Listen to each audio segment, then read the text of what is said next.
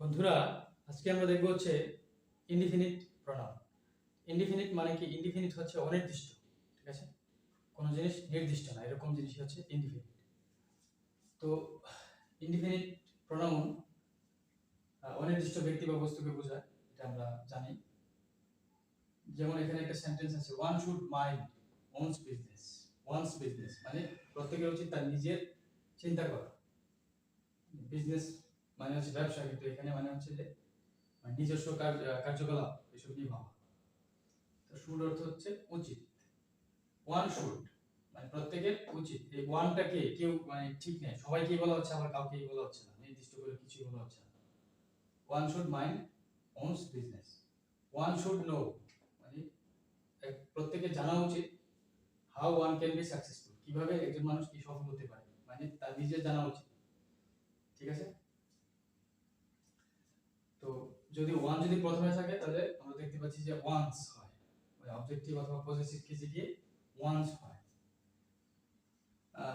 This pen is not good, give me a new one মানে আগের নাউনের পুনরাবৃত্তি, মানে এই যে পেন, এই পেনটাকে আমি আবার বলাটা বলতে চাচ্ছি না, এক্ষেত্রে আমি বলতে পারি this pen is not good, give me a new one, আমাকে একটু নতুন দাও। দ্য ম্যাঙ্গোস আর সাওর মানে আমগুলো কি টক, I will buy sweet ones, আমি মিষ্টিগুলো কিনব। আচ্ছা, এবার আরেকটা কেস দেখি আমরা। ওয়ান অফ যদি থাকে কোথাও, তাহলে যেমন এখানে একটা সেন্টেন্স আছে, one of the drivers' has died, মানে ড্রাইভারদের একজন মারা গেছে, ঠিক আছে? ওয়ান অফ দিয়ে বলতে একটা বোঝায়, ঠিক আছে? তো ওয়ান অফ এর পরে নাউনটা প্লুরাল হচ্ছে, কিন্তু ভার্বটা কিন্তু সিঙ্গুলার, ঠিক আছে? এই জিনিসটা তোমরা খেয়াল রাখবে। ওয়ান অফ দ্য রাইটার্স মানে one of the writers has become famous, মানে লেখকদের একজন অনেক বিখ্যাত হয়ে গেছে। One of the boys got the lottery, ছেলেগুলোর মধ্যে একজন কি লটারি পেল। Everyone should obey his parents, এভরিওয়ানও আমরা ইউজ করতে পারি। এভরিওয়ান প্রত্যেকের উচিত তার বাবা মাকে কি করা, মানা। No one knows what is waiting in future, কেউ জানে না ভবিষ্যতে কি অপেক্ষা করতেছে।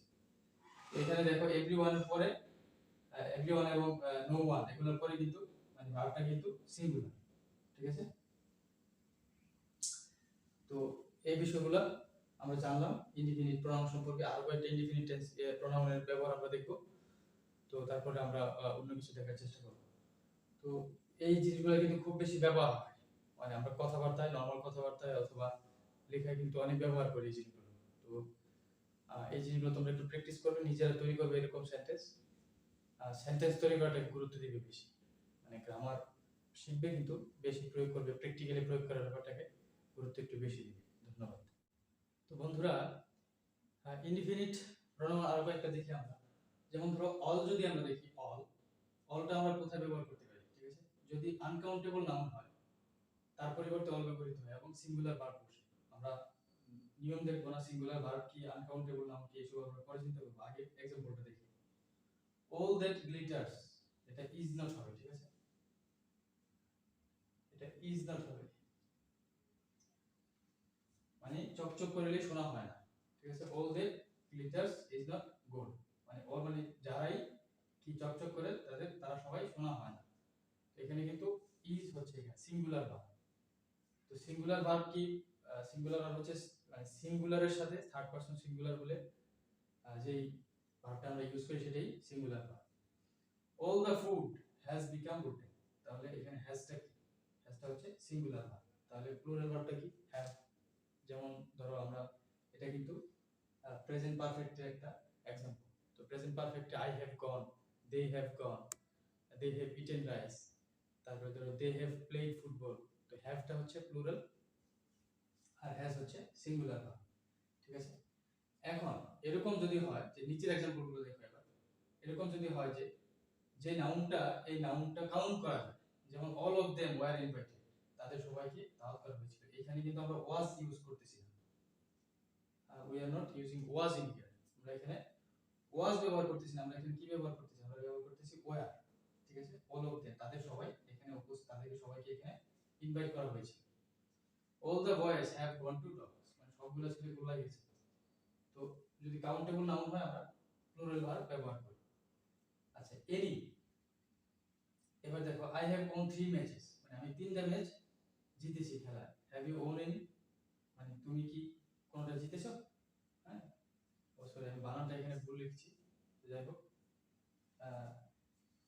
হ্যাভ ইউ ইটেন ম্যাঙ্গোস, তুমি কি আম খেয়েছো? মানে আমগুলো, অথবা ধরো তুমি আম রেখে দিয়েছো কোথাও, তো কেউ একজন তুমি এসে পাইলে না জিনিসগুলো, তো হ্যাভ ইউ ইটেন ম্যাঙ্গোস, তুমি কি আমগুলো খেয়েছো? তো উত্তর দিল কি no, I haven't eaten any, আমি একটাও খাইনি।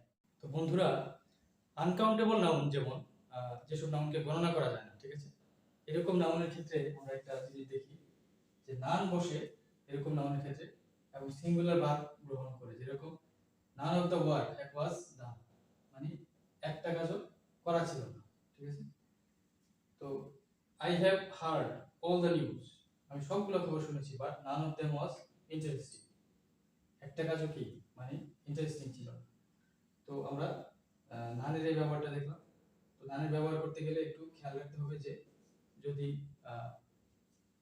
নানের ব্যবহারটা হোক, অল এর ব্যবহারগুলো হোক, আনকাউন্টেবল নাউন হলে আমরা কিন্তু সিঙ্গুলার ভার্ব ইউজ করব, ঠিক আছে।